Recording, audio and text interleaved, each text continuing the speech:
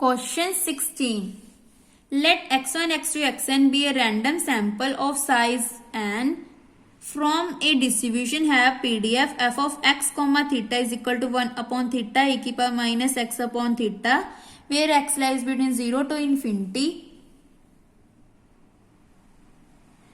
Find the joint PDF for sufficient statistic y1 is equal to x1 plus x2 and y2 is equal to x2. Verify Rao-Blackwell theorem. Show that y2 is unbiased estimator of theta with variance of theta square. ये question 16 marks में आ सकता है, but ये question सारा cram करना है. सो आप इस क्वेश्चन को स्किप भी कर सकते हो या अपने नोट्स में नोट भी कर सकते हो. अगर एक पेपर में आ गया तो आप थोड़ा बहुत इसको लिख सकते हैं, क्योंकि ये क्वेश्चन हमेशा 16 मार्क्स में आता है. सॉरी, यहाँ पे साइज हमारा 2 है तो x1 x2 ही यूज करेंगे. रैंडम सैंपल क्या गिवन है, x1 x2 xn of a random sample जिसका साइज क्या है n, बट यहाँ पे x1 x2 यूज हो रहा है. चलो इसको स्टार्ट करके देखते हैं. Let a is equal to x1 x2 where x1 equal to 0 to infinity. s2 की रेंज क्या है, 0 टू इन्फिनिटी, क्योंकि x और वेरिएबल की हमेशा रेंज क्या होती है, minus infinity to infinity. But Rao Blackwell में हमारे जो नेगेटिव टर्म्स हैं वो पॉसिबल नहीं है. सो यहाँ से कहाँ से स्टार्ट होगी, 0 टू इन्फिनिटी स्टार्ट होगी. सच दैट ये हमें गिवन है y1 is equal to x1 plus x2, y2 is equal to x2 is 1 onto transformation that mapping. इसकी मैपिंग क्या होगी, y1 y2 वेयर y1 की रेंज भी 0 टू इन्फिनिटी है, y2 की भी रेंज 0 टू इन्फिनिटी है. दैट मीन्स चारों की रेंज क्या है, 0 टू इन्फिनिटी.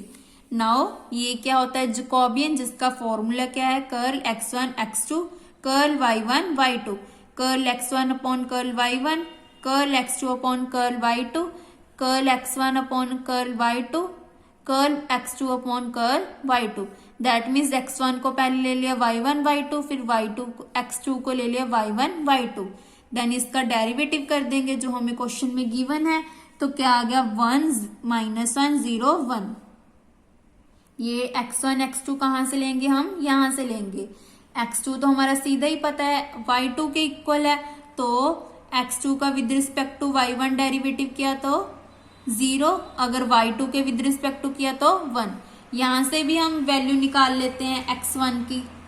क्या आएगी हमारी x1 की, y1 माइनस x2, और x2 की वैल्यू किसके इक्वल है, y1 minus y2, because x2 equal to y2. So यहाँ पे x1 की वैल्यू क्या आ गई,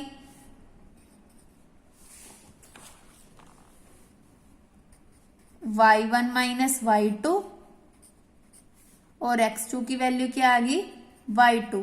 सो इसको विद रिस्पेक्ट टू y1 किया तो 1, y2 किया तो -1, विद रिस्पेक्ट टू y1 किया तो 0, विद रिस्पेक्ट टू y2 किया तो 1. नाउ इसकी क्रॉस मल्टीप्लाई कर दी, 1 into 1 1 minus 0 into -1 is 0, 1 minus 0 is 1. Now joint PDF लगा लिया y1 एंड y2 का. क्या होता है, 1 अपॉन थीटा के e की power minus y1 upon theta, because x1 plus x2 is equal to y1. ये देखो हमें गिवन भी था 1 अपॉन थीटा e की power minus x upon theta. यहाँ पे आप स्टेटमेंट को ठीक कर लो, 1 अपॉन थीटा स्केयर आएगा, क्योंकि हम सारा क्वेश्चन थीटा स्केयर के साथ कर रहे हैं. 1 अपॉन थीटा स्केयर e की power minus x upon theta. So उस वहां पे क्या किया, x1 x की जगह क्या पुट कर दिया हमने, y1 पुट कर दिया, क्योंकि x1 प्लस x2 किसके इक्वल है, y1 के. सो यहाँ पे पुट कर दिया 1 upon theta square as it is, e की power minus x upon theta की जगह e की power minus y1 upon theta. And f of x1 comma theta f of x2 comma theta is 1 upon theta के e की power minus x1 plus x2 upon theta. क्योंकि जो terms है वो इकट्ठी हो जाएंगी. इस टर्म को कैसे लिख सकते हैं, ये वाली टर्म को पहले तो F of x1 comma theta, that means 1 upon theta E की पावर x की जगह minus x1 upon theta, similarly 1 upon theta E की power minus x2 upon theta, that means यहाँ पे थीटा ही आएगा क्योंकि theta into theta theta square बन जाता है। सो क्वेश्चन को भी स्टार्टिंग में ठीक कर लेते हैं। यहाँ पे 1 अपॉन थीटा ई की power minus x upon theta, but जो जी वाली टर्म है उस पे स्क्वायर आएगा, थीटा स्क्वायर आएगा। ये क्यों आया? क्योंकि हमने लास्ट में क्या प्रूव करना है, प्रूव दैट y2 या y1 is unbiased estimator for theta with variance theta square. So इसीलिए यहाँ पे थीटा स्क्वायर आया। So 1 upon theta is 1 upon theta square, इन दोनों पावर्स को ऐड कर दिया, minus x1 plus x2 upon theta. Next हमने क्या निकाला, e ऑफ y2। इसके थोड़े से स्टेप आपको क्रैम करने पड़ेंगे क्योंकि ये सारी थ्योरम क्रैम करनी है, बस इसके स्टेप थोड़े से क्रैम करने हमने। Now integral y2 g2 y2 d y2। सो इसके इंटेग्रल y1 किसके यहाँ पे y1 0 to infinity, y2 0 to y1। यहाँ पे इसकी वैल्यू पुट कर दी, g ऑफ y2 किसके इक्वल है, g of y1 comma y2 d of y1 d of y2। यहाँ पे इसकी वैल्यू पुट कर दी जो हमने ऊपर फाइंड की थी, 1 अपॉन थीटा के ई की power minus y1 upon theta. So यहाँ पे पुट कर दिया। जो हमारी एमएससी है वो सभी बुक्स हैं वो सारी ही क्रैम्स करने वाली हैं, इसलिए थोड़ी सी एमएससी टफ होती है क्योंकि हमने सभी स्टेप्स को क्रैम करना होता है, इसमें क्रैमिंग हमारी ज्यादा होती है इसमें। नाउ इसको सॉल्व करते हैं हम। e की power minus y1 upon theta, ये वाली term as it is. Now with respect to मैंने y2 कर रहे हैं, तो इसका मतलब क्या है, y2 हमारा क्या है, वेरिएबल, और जो y1 वाली टर्म है वो कांस्टेंट है। सो इसका इंटीग्रेशन क्या होती है, y2 स्क्वायर अपॉन 2, और इसकी लिमिट्स क्या है, 0 टू y1। यहाँ पे पुट कर दी, पहले upper limit y1 square upon 2, then lower limit is 0, 0 upon 2 is 0, d of y1 as it is. Next step में 2 आगे आ गया, 1 upon 2 theta square 0 to theta y1 square E की power minus y1 upon theta d y1।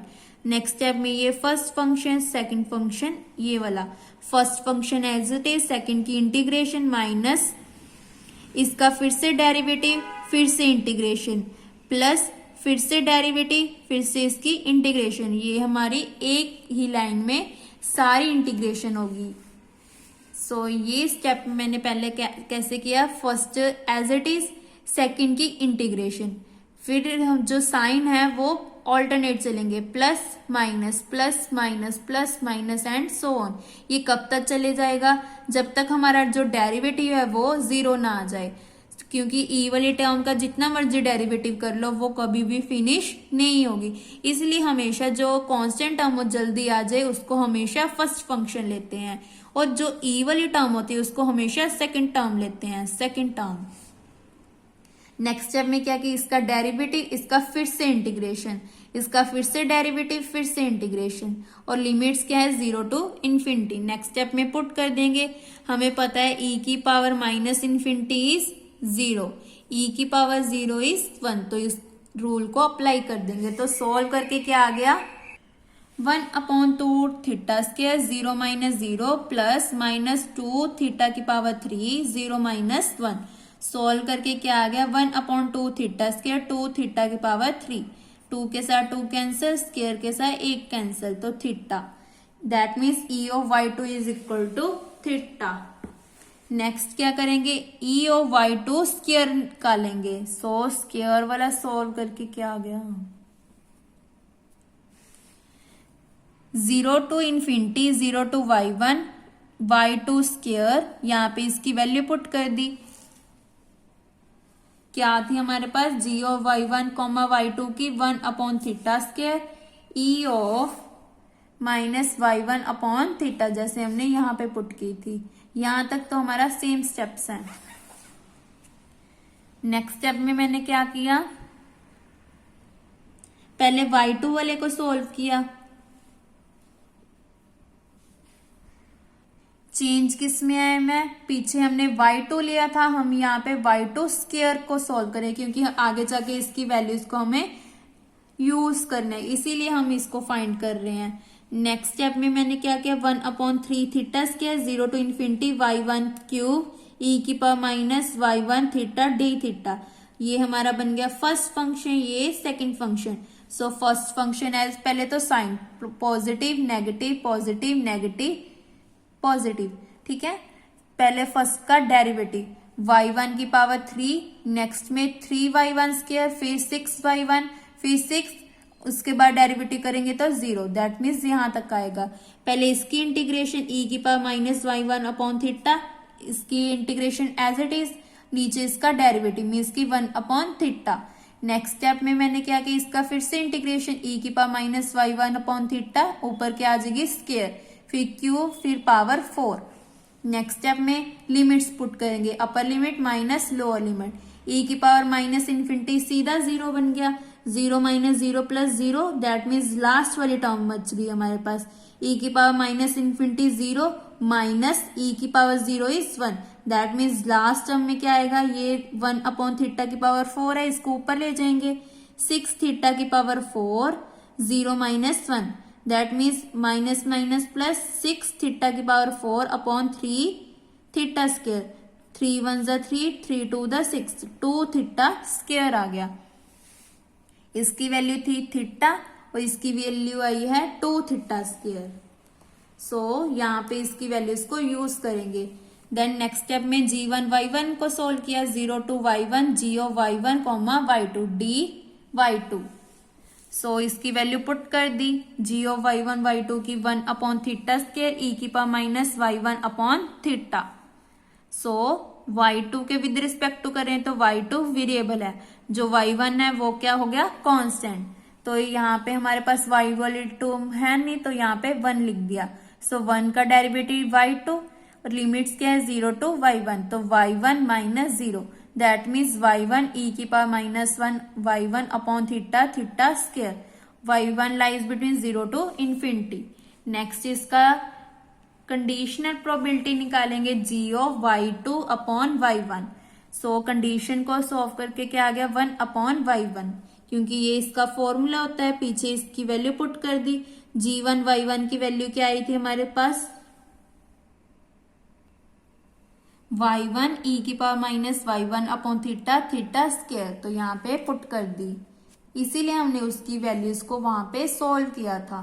So next step में theta square के साथ ये cancel, इसके साथ ये कैंसल, तो क्या बच गया 1 upon y1, where y2 lies between 0 to infinity और y1 lies between y2 to infinity.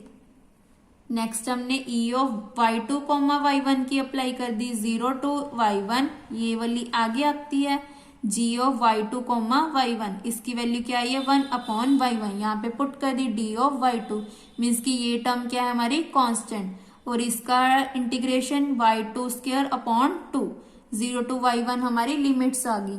पहले upper limit y1 square, lower limit is 0, तो क्या बन गया, और जो 2 था वो आगे आ गया, y1 square upon 2 y1, that means इसके साथ एक term cancel, y1 upon 2, y1 किस पे लाई करता है 0 to इन्फिनिटी पे लाई कर गया, क्योंकि पहले क्या कर रहा था y2 और इन्फिनिटी पे था।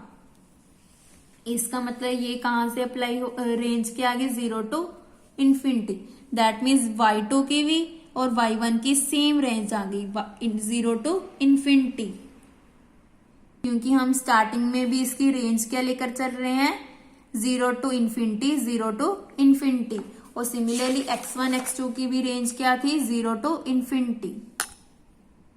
Here phi of y1 is equal to y1 upon 2, then दोनों साइड e अप्लाई कर दिया, e of y1 upon 2, that means 1 upon 2 e of y1, e of y1 पे डेफिनेशन अप्लाई कर दी 0 to y1, क्योंकि y1 की range क्या आ गई 0 to infinity range आ गई, 0 to infinity y1 g1 y1 d y1 g1 y1 की value ऊपर निकाली थी हमने, ये वाली वहां पे पुट कर देंगे। नेक्स्ट स्टेप में इसको सॉल्व करेंगे, विद रिस्पेक्ट टू y1 कर रहे हैं तो बाकी टर्म्स क्या है हमारी कांस्टेंट। सो फर्स्ट फंक्शन ये, सेकंड फंक्शन ये, इसको आप एक लाइन में भी कर सकते थे। तो पहले मैंने क्या किया, first as it is, second की integration, minus 0 to infinity first का डेरिवेटिव, सेकंड की इंटीग्रेशन dy1, ये step as it is, sorry first as it is, second की integration, minus 0 to infinity first का derivative, second term as it is. अगर आपको एक line में करना है जैसे हमने पीछे किया था, पहले कैसे करेंगे, इसके साइन क्या आएंगे, पॉजिटिव नेगेटिव पॉजिटिव, फिर फर्स्ट में क्या करेंगे इसका डेरिवेटिव, फिर से डेरिवेटिव, फिर से डेरिवेटिव, जब तक 0 ना आ जाए तब तक हम डेरिवेटिव करते जाएंगे, और इसके बाद इसकी पहली टर्म एज इट इज, फिर उसके बाद इंटीग्रेशन करते जाएंगे। सो इसके साथ आपका एक ही लाइन में सारा इंटीग्रेशन हो जाएगा। सो सोल्व करके क्या आ गया इंटीग्रेशन, ये देखो कितना बड़ा चल गया। अगर एक लाइन में करते तो सीधा ही आंसर आ जाता। सो सोल्व करके क्या आ गया, theta, that means E of phi of y1 is equal to theta. यहां तक हम एक बार रिकॉल कर लेते हैं। फर्स्ट क्या किया हमने, ट्रांसफॉर्मेशन लगाई, देन फिर जैकोबियन का फॉर्मूला लगाया, फिर joint PDF of y1 y2 निकाला। पहले तो हमने g ऑफ y1 y2 की निकाली, फिर f of y1 comma theta, sorry f of x1 comma theta, f of x2 comma theta की वैल्यू फाइंड आउट की। देन नेक्स्ट स्टेप में यहां से हमने स्टार्ट किए वैल्यूज को फाइंड करना। पहले हमने की e ऑफ y2 की, जो वैल्यू क्या आई हमारी सॉल्व करके, थीटा। नेक्स्ट हमने किसकी निकाली, ई ऑफ y2 स्क्वायर की, जिसकी वैल्यू आई 2 थीटा स्क्वायर। नेक्स्ट स्टेप में किसकी निकाली, वेरिएंस की, वेरिएंस ऑफ y2 की क्या है, E of y2 square minus E of y2 square, means की 2 theta square minus theta square equal to theta. ये हमारी बन गई थर्ड। नेक्स्ट क्या निकाली है, g1 y1 की, ये बन गया फोर्थ। दैट मीन्स उसके बाद हमने किसकी निकाली, कंडीशनल की, ये हमारी बन गई fifth, g of y2 comma y1। Next हमने किसकी निकाली, फिर से e की, कंडीशनल। फिर नेक्स्ट स्टेप में मैंने क्या किया, ये हमारे पास रिजल्ट होता है, इसको यूज कर लिया, ये बन गया सेवंथ। देन e अप्लाई करके हमने e ऑफ फाई y1 की वैल्यू निकाल दी, जो क्या आई है हमारे पास, थीटा। सो नेक्स्ट स्टेप में मैं क्या करूंगी, इनकी वैल्यूज को यहाँ पे यूज करूंगी। दैट मीन्स ये हमारा कौन सा स्टेप है, 8th स्टेप है। Variance of x1 is equal to E of x1 square minus E of x1 का होल स्क्वायर। इसकी वैल्यू क्या थी, 2 थीटा स्क्वायर, तो यहाँ पे पुट कर दी। E of x1 is theta, तो यहाँ पे पुट कर दिया। जैसे हमारी y1 की है वही हमारी सेम x की है, क्योंकि ये एक दूसरे पे ट्रांसफॉर्मेशन है, तो ट्रांसफॉर्मेशन करके हमेशा सेम वैल्यूज आती हैं। सिमिलरली वेरिएंस ऑफ y1 निकालेंगे, पहले हमने x1 निकाला फिर y1, x1 प्लस x2, क्योंकि y1 किसके इक्वल है, x1 प्लस x2 के। Variance of x1 plus variance of x2, पीछे हमने निकाला था variance of x1 theta square, similarly इसको भी थीटा स्क्वायर, तो 2 थीटा स्क्वायर हमारा answer. Variance of y1 upon 2 is equal to, इसको बाहर निकालेंगे तो 4, variance of y1, variance of y1 कितना है, 2 थीटा स्क्वायर, 2 1 जा 2, 2 2 जा 4, theta square upon 2। That means ये किससे छोटा है, थीटा स्क्वायर से छोटा है। Variance of y1 is equal to y1 upon 2 था, इसीलिए यहाँ पे पुट कर दिया मैंने। ये देखो variance of y1 upon 2, so यहाँ पे पुट कर देंगे phi of y1 is equal to theta square upon 2। यहाँ पे y1 अपॉन 2 की जगह पुट कर दिया फाई ऑफ y1, क्योंकि हमने पीछे निकाला था, लेकर चले थे phi of y1 is equal to y1 upon 2। So यहाँ पे पुट कर दिया y1 अपॉन 2 की जगह फाई ऑफ y1 किसकी इक्वल है, थीटा स्क्वायर अपॉन 2। ये किससे छोटा है, थीटा स्क्वायर से। That means variance of phi of y1 less than variance of y2, क्योंकि y2 की वैल्यू क्या आई थी, वेरियंस ऑफ y2 की थीटा स्क्वायर थी।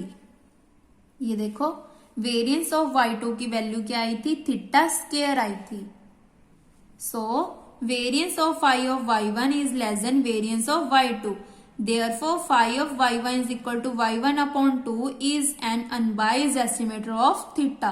क्योंकि हमारा मेन टारगेट क्या था, हमने इसको प्रूव करना था, इसीलिए हमने ये सारा प्रोसेस किया है। इसके स्टेप्स थोड़े से टिपिकल हैं, इसको थोड़ा सा हमने क्रैम करना है इसके स्टेप्स को। हमारे टोटल 8 स्टेप्स हैं जिसको आपने बस थोड़ा थोड़ा लर्न करना है कि किसके बाद कौन सा स्टेप करना है, हमने बस वैल्यूज निकालनी है।